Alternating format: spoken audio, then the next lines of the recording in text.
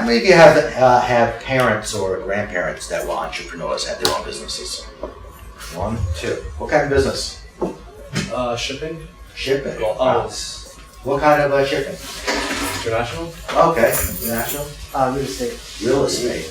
Okay, so the rest of you are parents that work for somebody else.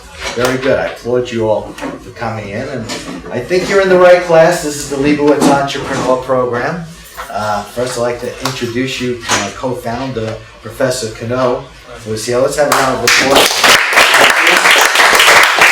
Professor Cano helped me start this program 8 years ago when I came back to Brooklyn College bored after I sold my company for a lot of money, and I was in my early 40s, and I really didn't know what I wanted to do. So I came back, and the president said, "We'd love to have you." It almost never happened that a successful former alum comes back, starts a program, donates money for one reason. I'm looking for my future partners in this room. I'm looking to make you rich, me a little bit richer. Okay, so, and Professor Cano has seen over 200 students graduate this program. Since 2007, yeah. And I've watched him rise from an associate professor now to the chairman of the department. So I think he's done a hell of a good job promoting business at Brooklyn College. Thank you. Okay, great. All right, so here's some of the things that we're going to learn in this program. This is a program for people who do not want to be civil servants or work for somebody else. Okay, my father was a police officer. My mother worked for the Transit Authority. I hear them bitch about Mayor Lindsay and the unions and the problems, and I don't want to hear about any of that stuff. You know, I started very early on as a young kid in Coney Island projects. I developed a bagel route with a friend of mine. We had about 100 customers, and we would live for those tips. How many of you ever worked in a restaurant on tips before? Okay, how'd you do? I went up from a runner. Actually, I was just cleaning and then runner and then bartending. So, for about 2 years. So if you ever want to see how good you're going to do in sales or as a business person, try being a waiter or waitress for a week or two. And see how your skill set, see how you get along with hundreds, if not thousands of people on a daily basis. And it costs no extra money to smile and be nice. It doesn't cost you any money. And I'm usually a very generous tipper because I know what it's like. I've done all these jobs, and you're going to get to hear all of this stuff over the years. So it doesn't cost any extra money, right, to be nice? It makes you money. It makes you money. Right, it makes you money. But wouldn't you agree that to be a waiter, in order to see how well you're going to do in business, is a good kind of master the small talks. Small talks are actually, they open conversations with customers, and from there you go on to make money. Right. So it's all a customer relationship, whether it's a waiter, or whether it be owning your own business someday. So let me give you my story. 35 years ago, I was literally sitting in the same chairs. They haven't changed the chairs in 35 years. The floor is 70 years. The chair's at least 35 years. So I was sitting in the same thing. My father was a police officer. My mother worked for the city, and I was taking accounting classes. How many accounting majors here?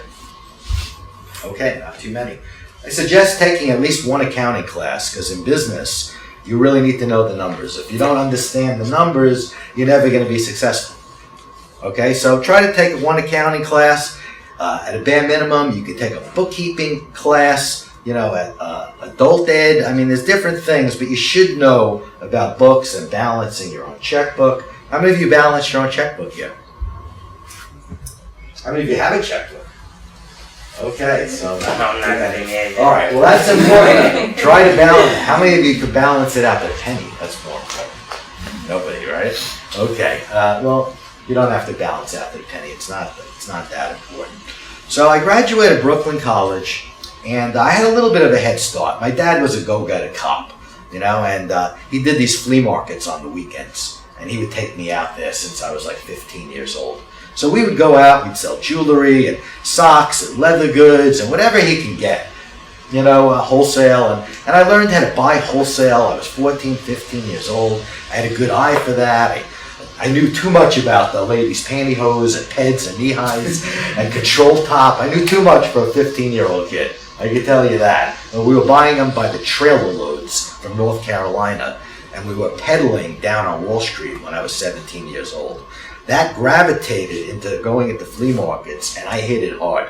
I was in 10 flea markets. I hired about 15 of my college friends to help me run them. And all I was doing was drop merchandise, stuff the cash in my pocket as fast as I can, run off to the next place, replace their inventory. This is all when I'm 17, 18 years old.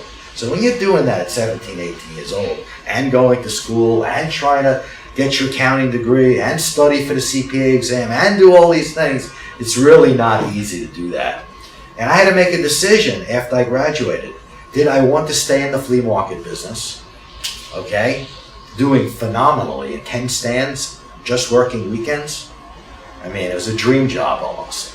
But, you know, it's certainly not the profession that my mother thought I was going to be, and that I thought I was going to be. So I decided to give accounting a shot. And I said, you know what? As long as I could do it on my terms, I don't want to work for somebody. Okay, because once you're doing 10 flea market stands, okay, you're not working for somebody ever again. That's not going to happen, okay? You don't want to be told what to do, and, you know, we'll get into that as the semester goes, you know, but with that, you have to sacrifice. To be able to be your own boss and do what you want to do on your own terms, there's a lot of sacrifice, a lot of things in the beginning that happens. So I decided to go into accounting, give it a shot, wind down the flea market, sold them off to different people, and I said, all right, how am I going to build this accounting business? All right? Once you have a good business head and you kind of know a little bit about merchandising and peddling and police offices and summons, and you have that street smart stuff, that'll take you a long way being an entrepreneur and being a businessman. It's an important sense is to have that street sense and street smarts and stay up with the trends and what's up and what's happening, you know, and you'll never be behind the 8 ball. So I had a cousin who was a doctor, and he says, why don't you come down to Beekman Hospital? I'll round up a few doctors. It was right after the beginning of the year, and he says, you'll buy him some pizza, and you'll figure out how to do it. I said, all right, I'm going to come in. He rounded up 50 doctors in Beekman Hospital, all interns, all about ready to graduate, go out into the workforce. I said to them, not only am I buying you pizza here tonight, but because my cousin, Dr. Charles Leibowitz, is the chief resident, I'm going to do everybody's tax return for free the first year. Do you know how fast my practice grew? From 1 year, they all went into practice. Now they had to hire me to do their practice books and records. And then they recommended their friends. I did it for free. I was 20 years old. I just graduated school. I had skipped a grade. And here I am, 20 years old, and I'm starting to build a very fast accounting practice. And before you know it, I had 200-300 clients. I was 22 years old. Luckily, my wife, who was also an accountant, who I met in accounting class, it's a sidebar, Brooklyn College, a good place to meet your future spouses. Right? They're like you. They want to make something out of themselves, especially in this class. 2 entrepreneurs, so figure it out. So, unfortunately, I didn't love accounting, and after 5 years, and computers were just coming about, and I was like, gee, I love going to lunch. I love talking and bullshitting and talking about their kids. It was great. It was wonderful stuff. But doing the work and sitting there, and it was just like, it wasn't for me. So I said to my wife, I think I'm going to go change careers and do something else and sell the practice to the people who work for us. And I ended up going in partners with one of my clients' brothers, who was pioneering something that was just coming about in the mid-1980s. It was called the 800 telephone line. How many of you ever call an 800 telephone line? And the rest of you never dialed the phone in your life? It's the first class I ever had that I didn't have 100% penetration. Let me ask again. How many of you ever called an 800 or toll-free number in your life?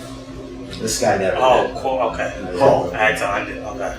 To dial an 800 number for an ad that you saw. Alright, it's about 100% penetration, okay? Good business when there's 100% penetration. Okay, the only other comparable is toilet paper. That's 100% penetration. Hopefully. Right, hopefully. I like that guy. Right, hopefully. But yeah, very few products, 100% penetration.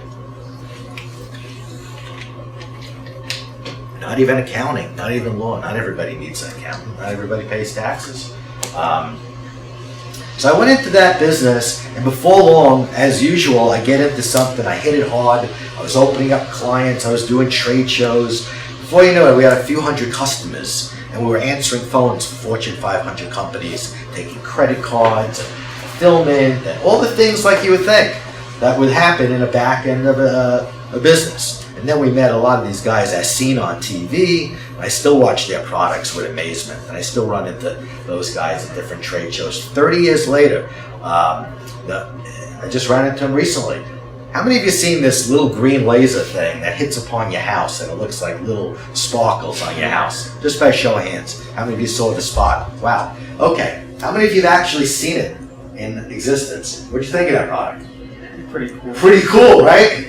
Pretty cool idea. You don't have to put up any Christmas lights. This whole thing is all green, and now he told me he's doing it in the other 3 prime colors. So you see red and blue, and right, and something that didn't even exist a year ago. Okay, now is on the forefront. Being an entrepreneur means staying at the forefront, being at the front, being at the beginning of something. Okay. And you're gonna have to learn how to write things down as I talk, okay? Some of the things is just gonna be inherent, okay? And write this down, because this one you're gonna want to remember all the time. The only thing constant in business is change. That's the only constant, is change.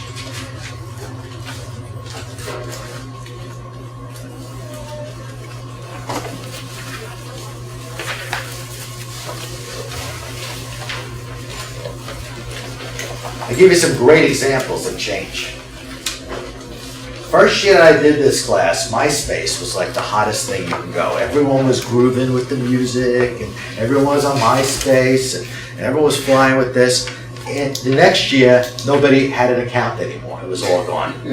In my days, 10, 15 years ago, everybody had an AOL account. Everyone was on Instant Messenger, AOL Instant Messenger, AOL keyword this, AOL keyword that. They had billions of dollars of free advertising, and they blew the whole opportunity. AOL, sank, as did MySpace.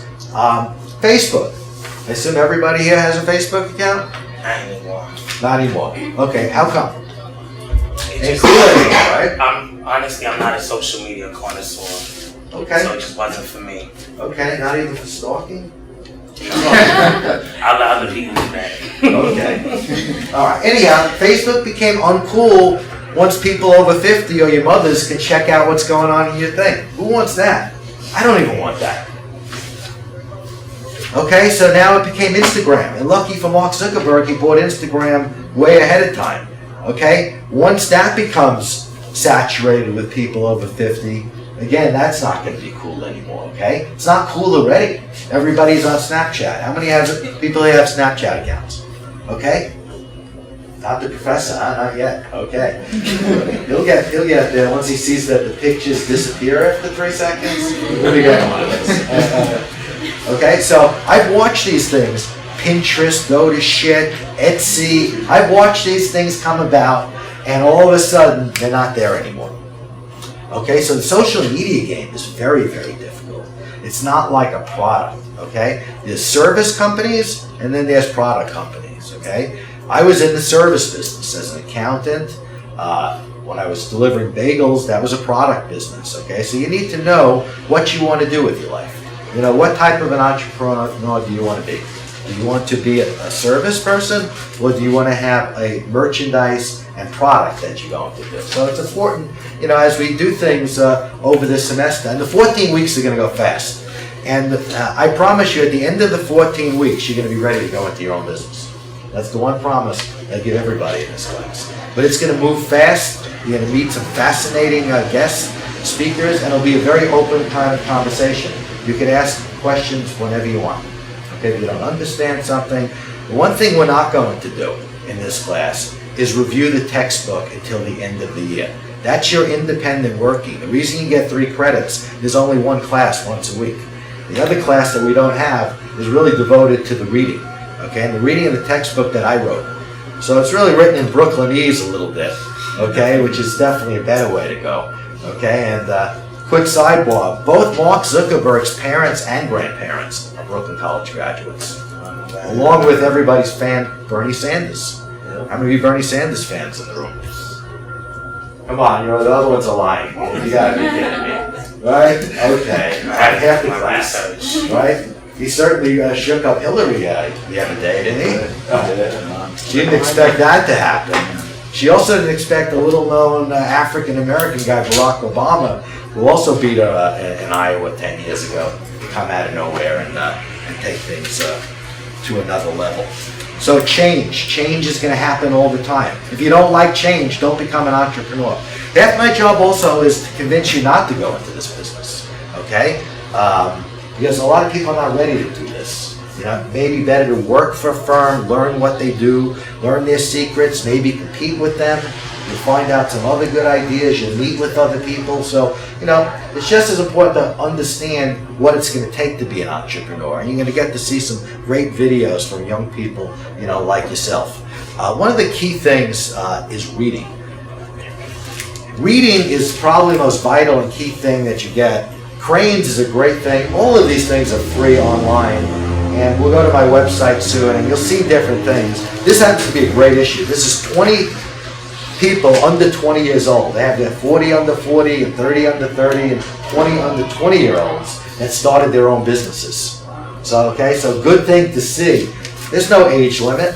How old was Mark Zuckerberg? Early 20s?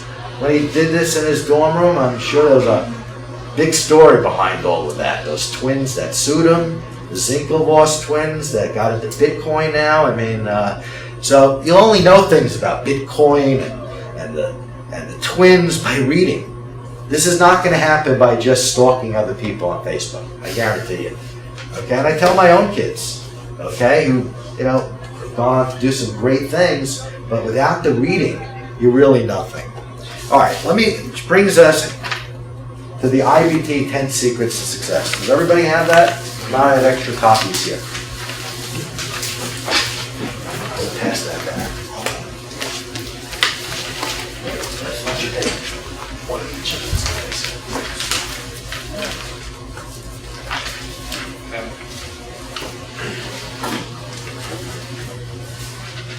This is something you should be pinning up to your bulletin boards or put it on your refrigerator. This is something you really want to look at every day.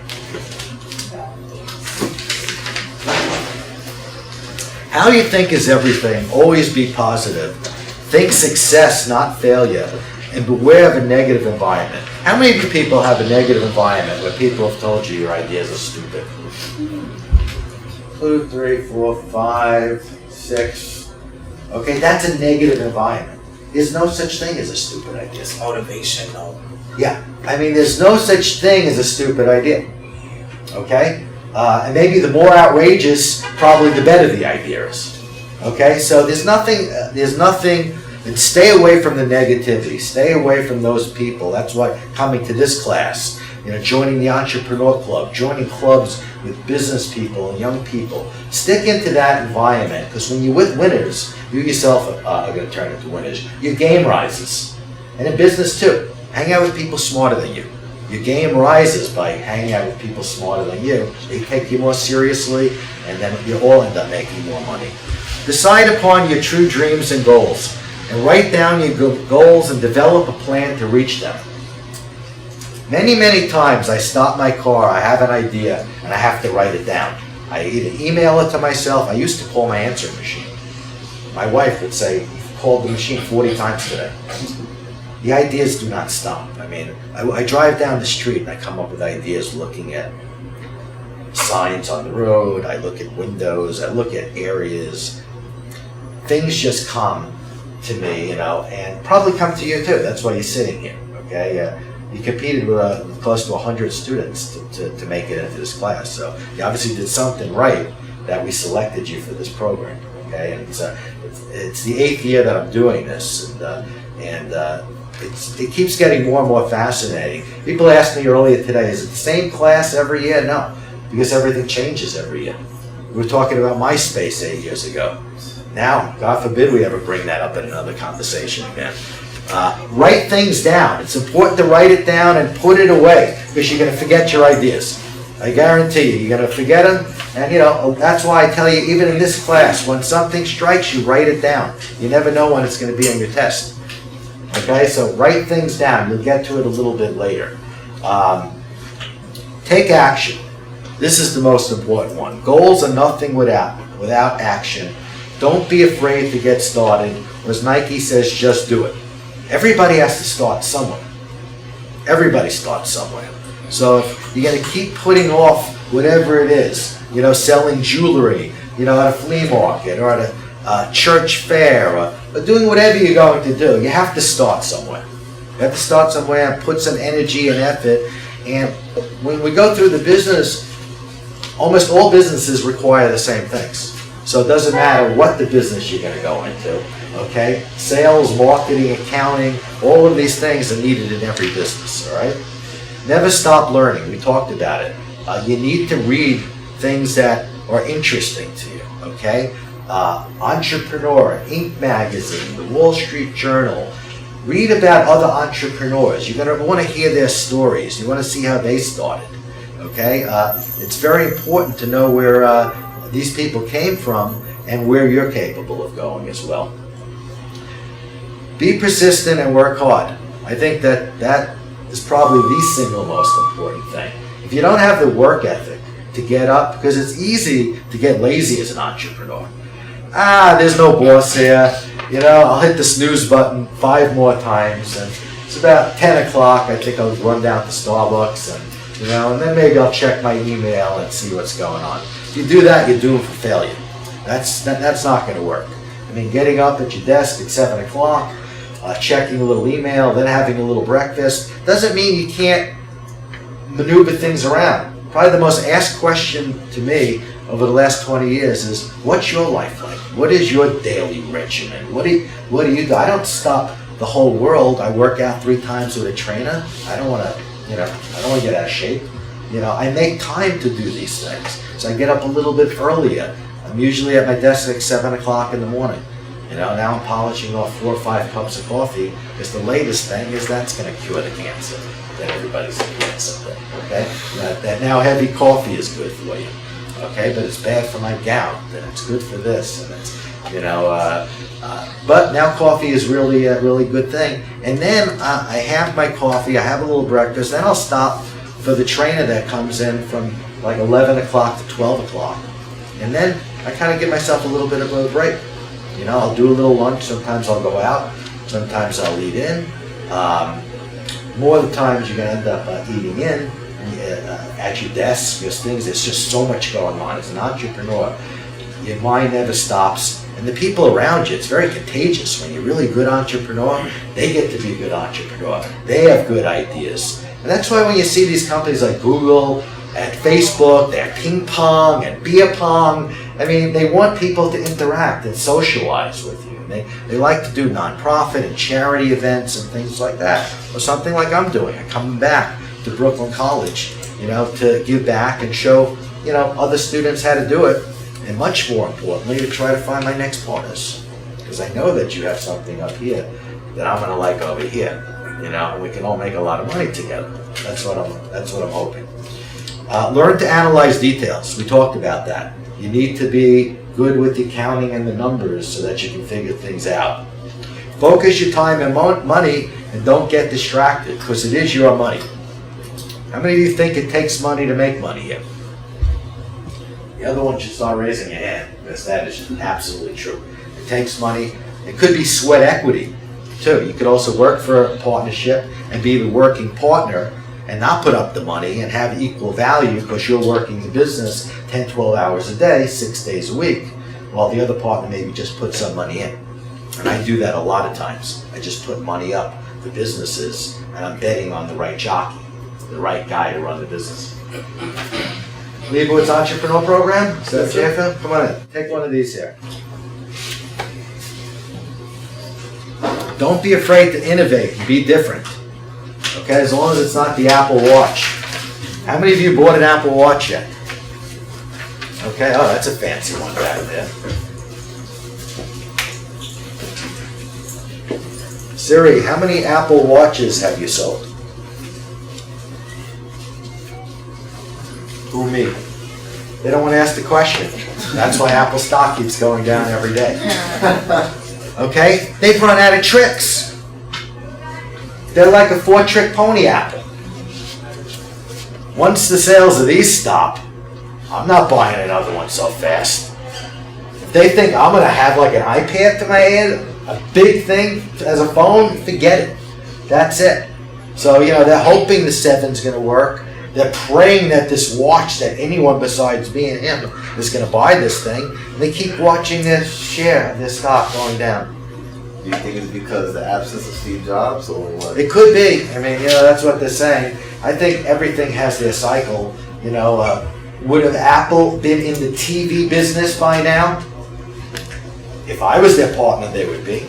Because you're going to hear during the semester my idea about giving out free televisions with Apple as my partner. Why not? You're giving out free phones. Why would you not give away free 60-inch phones, which each of these players are paying me money to be on the screen? I just shove things completely on its head. Once my trucks are out there giving out free TVs, that's it. There's no more. Everybody cut the cord. Netflix is paying me $10 per subscriber. The Bank of America is paying me $20 a month to be on here, and I become the gatekeeper. Apple was never under Steve Jobs, who had thought about this idea years ago. He never followed through on that final and last screen. Okay. Don't be afraid to innovate. Okay, talking about Steve Jobs. That's what he did. He was a great innovator out there. Deal and communicate with people effectively. And it's very important that you learn this and understand this, that you need to treat people the same way that you want to get treated. And it doesn't matter whether it's the janitor, the secretary, or your vice president of sales. You have to treat everybody the same way. That's the way you get team spirit involved. And nobody could do this on their own. Nobody could be a great entrepreneur and make tons of money, unless they have the adequate staff to do that. So, but don't be afraid to innovate and be different. Be honest and dependable. And take responsibility, or 1 to 9 will not matter at all. Because once a partner finds out that you're dishonest, they'll never trust you again. It's a little bit like a wife and a husband, you know what I mean? It's like, it's always in the back of your head. You get caught once, you can say what you want, but it is what it is. Same thing with a partner. They stole from you or they did something dishonest, maybe you give it a second chance. I usually don't. I take this stuff very personally. I work hard for my money, for my partners. I don't want anybody to take advantage of me.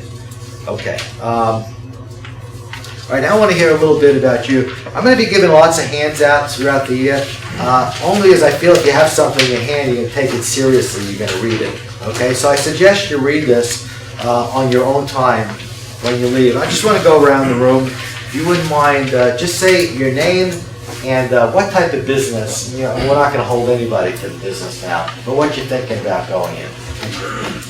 My name is Hassan Wadi. Business is shipping, but in a more innovative way, more advanced way, and kind of raise my capital. That's it. Okay, great.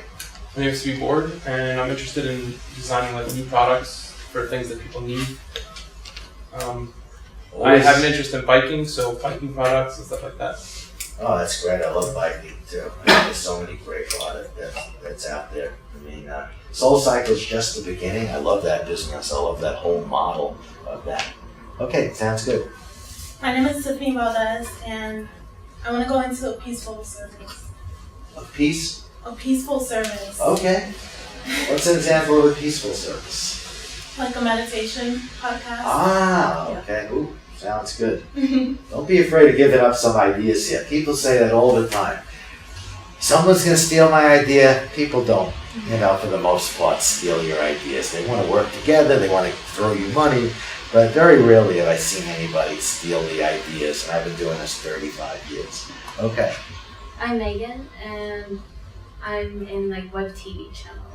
Web TV, definitely a growing and great business. Alright, my name is Shumon Ahmad, and my plan is to open up a business. I'm in food and beverage type business, and at the same time, I want to build some gymnastic product. Create or garage type products, so people could take it and space consuming stuff. Yep. That you can fit into your garage and work out.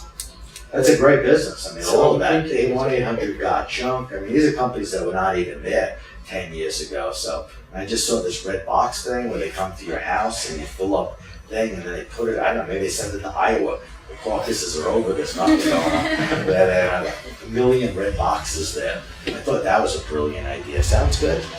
My name is Alexis, and I'm already a licensed cosmetologist or hairstylist, you want to say. Okay. So I want to just grow and expand my business, like as in selling hair products. And That's a great business. I mean, you should do a blow bar concept, just all hair extensions, and make that would work.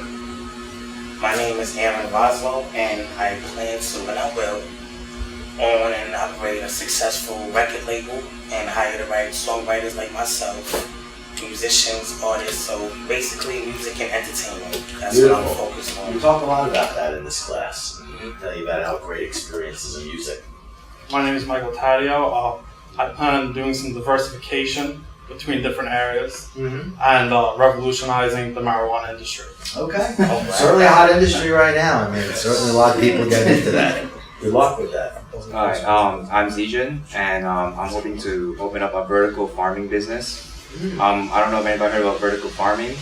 It's when you farm in a controlled environment, and instead of farming horizontally, you farm vertically, so you maximize the space. And because you're in a controlled environment, you get close to 100% efficiency in plants and produce. And the biggest problem with supermarkets is that when they receive the produce, most of the time it's damaged, or because of weather, it's not sellable. So if you have a controlled environment, you can have 100% efficiency and sell it to markets. It's a growing industry. There's a great article in Times last week about the largest one in the country in Chicago. Right downtown, in the busiest area of Chicago, like Manhattan, is like almost like a 5-acre farm on the top of the building close to the sun that's providing all the produce for all of the restaurants and things in the area. So that's a great business. My name is Steven Meltzer, and I own a heavy-duty office equipment retailer and IT consulting firm. Wow.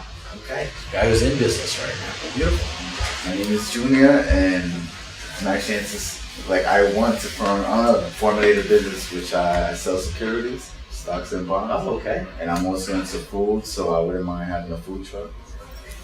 Great. We had a girl last semester who had a Filipino food truck that she went out and did.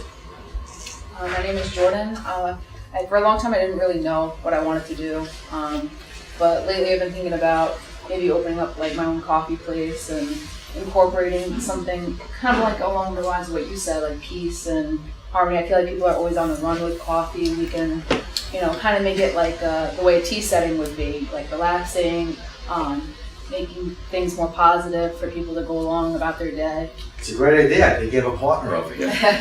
Yeah, sounds like a good idea. I'm Devendra. I'm not sure where I want to end up yet, but I've started in real estate. I'm a licensed real estate agent.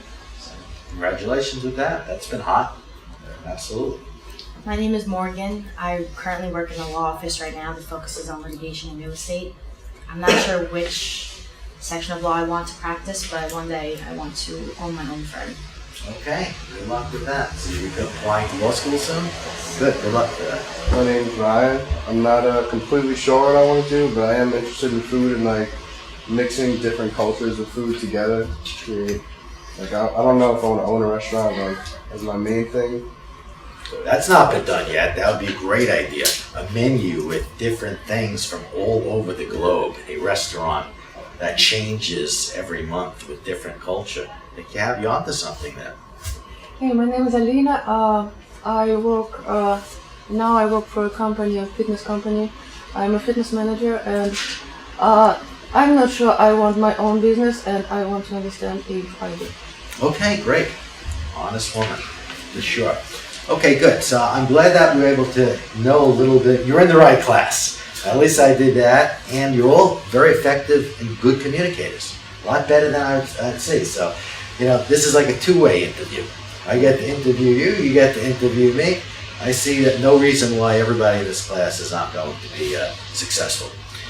Okay, so let me just finish up my story, and then I want to show you a little video of some very successful young entrepreneurs. Because it's easy for me to come up here and say this, at 50 that, hey, I've been doing this for 30 years and I've done, I don't know, maybe well over 50 different types of businesses. You know, I knew which ones to stay away and what to go into. And then I just became a venture capitalist, you know, as my kids got a little bit older. I bankrolled some of their businesses.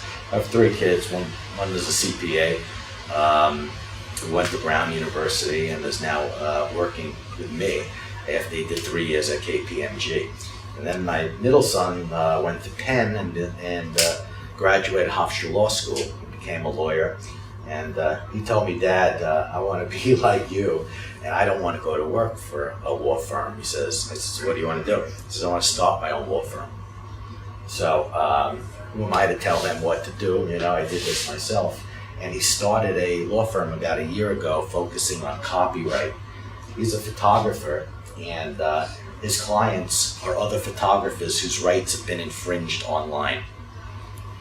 And everybody writes clicks and steals pictures. I don't care if you're, you know, a major company or somebody for their own blog. So that turned out to be a fairly successful business for him, you know, and he's doing that. And my daughter is in Cardozo Law School. She went to Binghamton. Okay, so, you know, their businesses type, they weren't science oriented. All of my oldest son won the physics award in high school. He ended up going into taking economics at Brown. So you never really know, you know, what you're going to end up going into, you know, later in life. So after the 800 business, which I was in for many, many years, I went to a conference and somebody gave a presentation that said, hey, all you call center people, you're going to be out of business in 1 year. And I said to my partner, what do they mean we're going to be out of business in 1 year? And then we learned about a little known thing called the internet. That this thing called the internet was going to severely damage our business. And they were right. They were right. This thing called the internet was absolutely going to damage our business. So what did I do? The first thing I did is I went through the dictionary and I registered 100,000 domain names. Everything was available. Chairs.com, insurance.com, realestate.com. So for the last 25 years, I've sold tens of millions of dollars of these names off. And it's been pretty much my primary business that I run. My wife actually runs out of our house. Okay, people call and email, they want to buy that name, we give them a price, and either they pay it or not. It's really that simple. Either you need that name for something, and we went through the baby books, Steven.com, Lisa.com, Tiffany.com. We registered every name. So nothing was available, you know? And so we had to sell them all over the years. But that's what we did. We were the largest owners of 800 numbers. We had 250,000 800 numbers. And then it became very valuable because they ran out of them. There was none left. And I had to go to 888 and 844. And who knows today what a toll-free number? And who cares? Cell phones are free. Doesn't cost any money to make a phone. It's pay one price and that's it. So who really cares about that? So from the internet business, we went into the same thing. Collections, credit card processing. We took the whole phone business, we copied the model, and we went into the internet business with that. After that, I went into the mobile business and I bought up all those 5-digit codes. Remember the ones text American Idol for the winner? So all the short codes, that was my next thing. We dominated that business. So you see how one thing leads to another? It's really called connecting the dots. Okay, I'm probably better than most people at connecting the dots. I see something in somebody and I put this guy together with this guy, I put up a little of the money, and then the magic happens and send out things. So you're going to have to learn how to connect dots. Okay, you're going to get to hear that more and more, you know, about connecting the dots. And hopefully a lot of the people in this room will team up together and some great things can happen in business when you have motivated partners, you know, making things happen. Then I thought I was really smart. I'm like, wow, I own all the domain names. It's like I own the internet, you know, and this is really cool. What else can I do? So I went into the movie business. A friend of mine was in the movie business, and he says, been trying for years to get me into this thing. And I said, all right. He says, what's the movie? So it turns out the movie that he wanted me to invest in was called The Illusionist. How many of you seen that movie with Ed Norton, The Illusionist? You're thinking about it. It runs all the time. It runs all the time. So you can certainly TiVo it or watch it on Netflix. And then when screen comes up and you see your professor's name right there on the top as the executive producer. You'd be like, wow, this guy is no joke. He's the executive producer of a movie that got nominated for an Academy Award.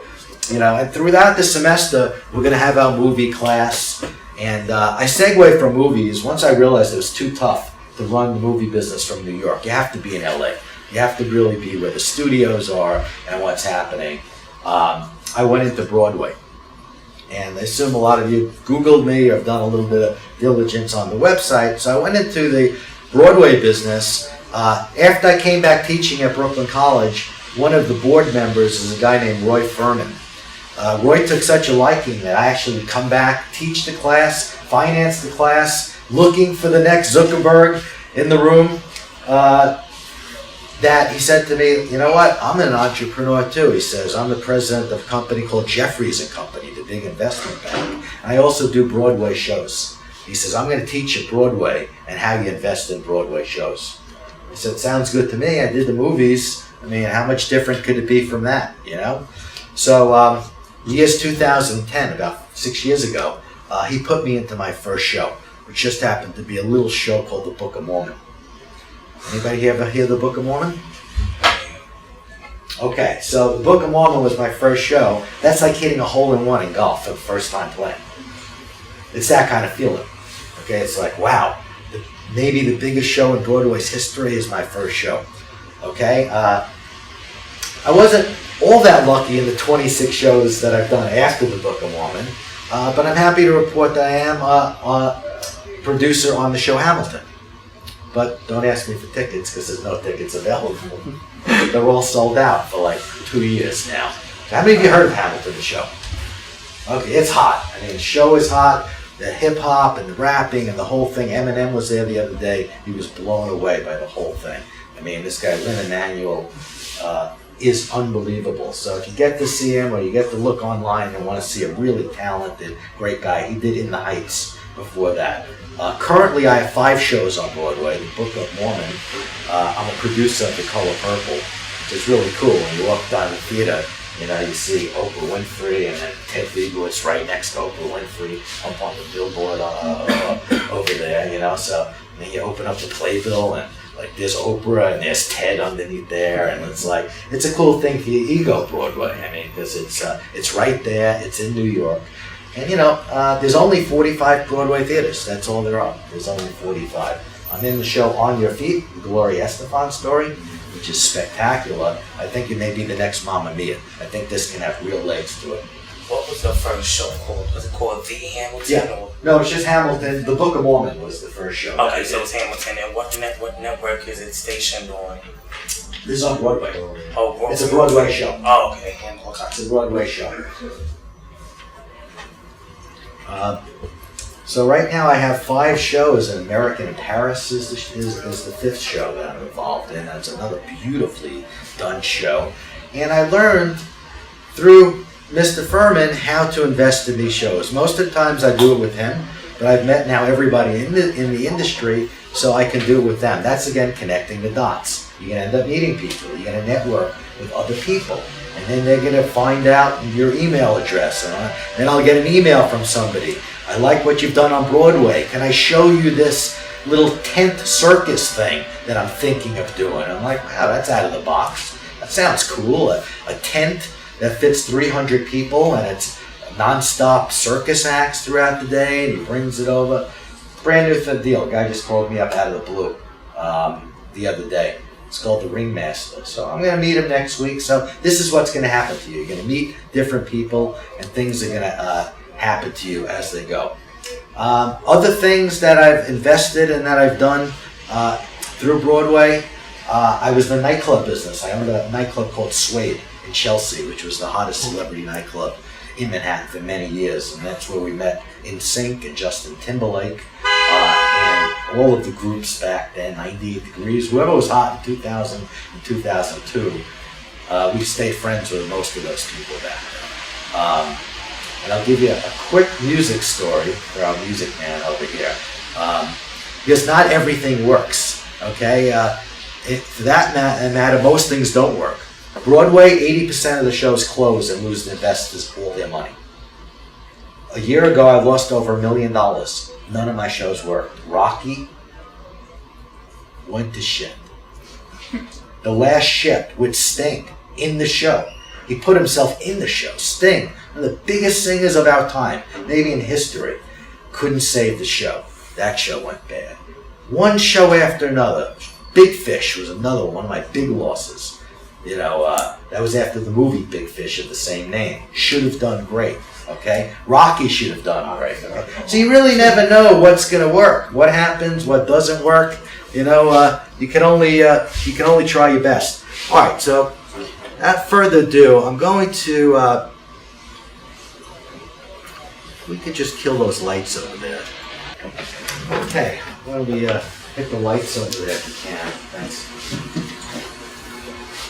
So throughout the semester, we're going to be watching the Young Entrepreneur Series, which was produced and done by a guy named Harold Klein, another Brooklyn College graduate, who is a fairly significant producer of these type of industrial type of things. And Harold did a great job putting this together with all of the young entrepreneurs, just like yourselves. I mean, you're going to get to see a lot of them that you just heard there today.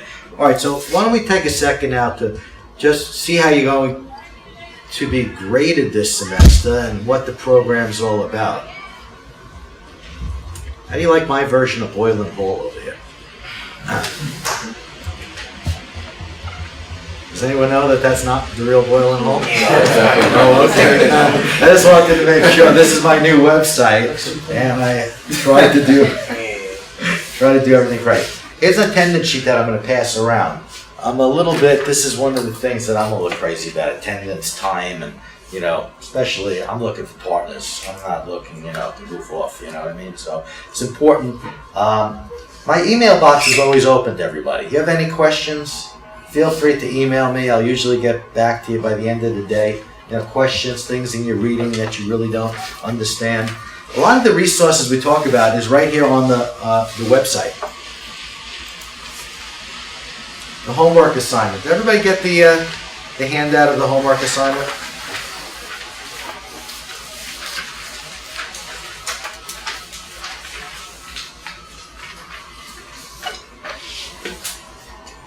Okay, so read chapter 1 in the textbook. Here's how you get the textbook. I wrote it myself, and unlike a lot of classes you take, the textbook here is free.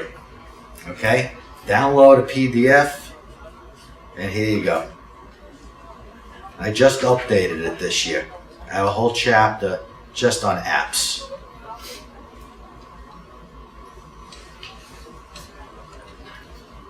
Let's run quick through the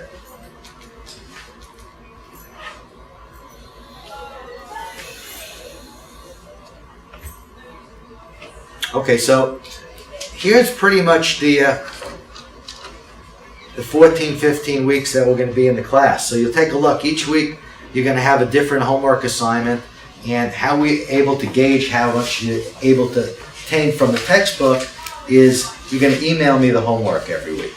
All right? And during the year, we're going to have some office hours and sit down with you and review some of your homework, see how your mind is working, things that you may need some help and some improvement on. All right, this is how we grade this course. 33% of the grade is on your homeworks. 33% is on class participation. Everyone's going to be an expert public speaker by the end of the year. So if you think that next to death, public speaking is the worst thing in the world, okay, you're going to be experts at the end of this semester on public speaking. How many of you ever taken a speech or public speaking class at Brooklyn College? Okay, great. I was my minor in school. I took a speech minor at Brooklyn College, and it's helped me immensely through the years to be able to speak at conventions, seminars, or just one-on-one with people. So it's really important. For those of you that are a little afraid, there's a company called Toastmasters out there. You ever heard of Toastmasters? Okay, so Toastmasters is a company that gets people over their stage fright. Okay, it's like AA, but you come there and you actually give speeches to other people to overcome your stage fright that you're going to need. Okay, and finally, the 33% is your final exam. And the final exam is due at the end and at the last class, and pretty much It's going to sum up the whole thing, and it's what you learned during the semester. And why I should choose you as a partner. Okay, so it kind of sums everything up, and we're going to do a lot of things this semester. Okay, just to go to the calendar back quickly.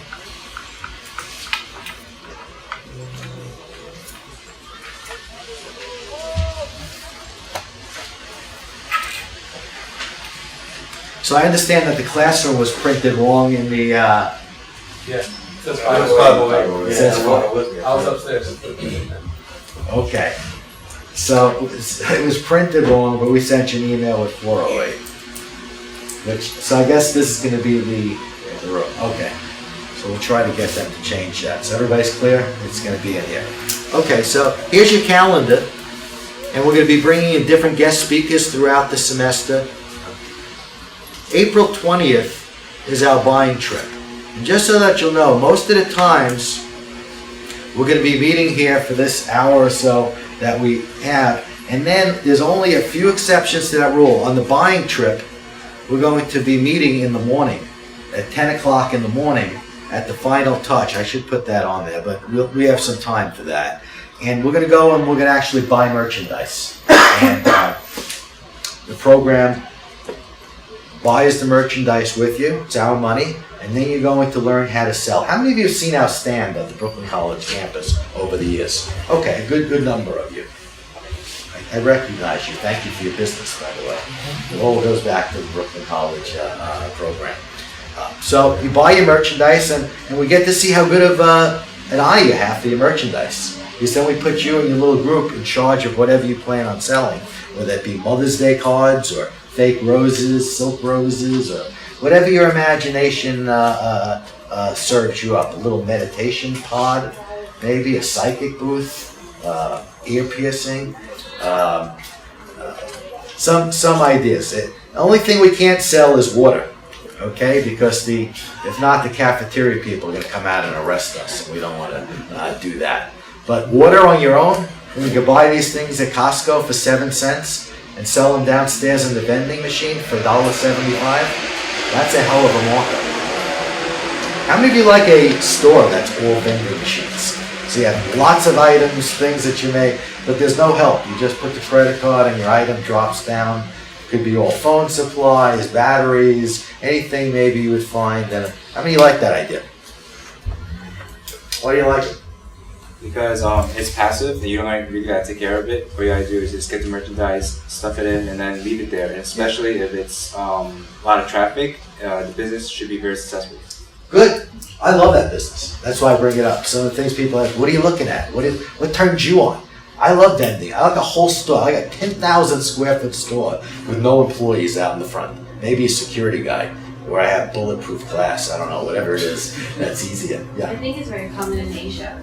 In Asia? Yeah. Yes. They have stores That are just vending machines. Okay, so that's the kind of idea we could bring back. Or whatever it be, auto supplies, phone supplies, sunglasses. Throughout Atlantic City, Best Buy has vending machines. I know they have them in different hotels like Caesars. They're also in the airports too. Yeah. I say to myself, when I'm in an airport, why do they have these little machines, Best Buy, right, with 20 items, and you can have a whole store that's filled up with them.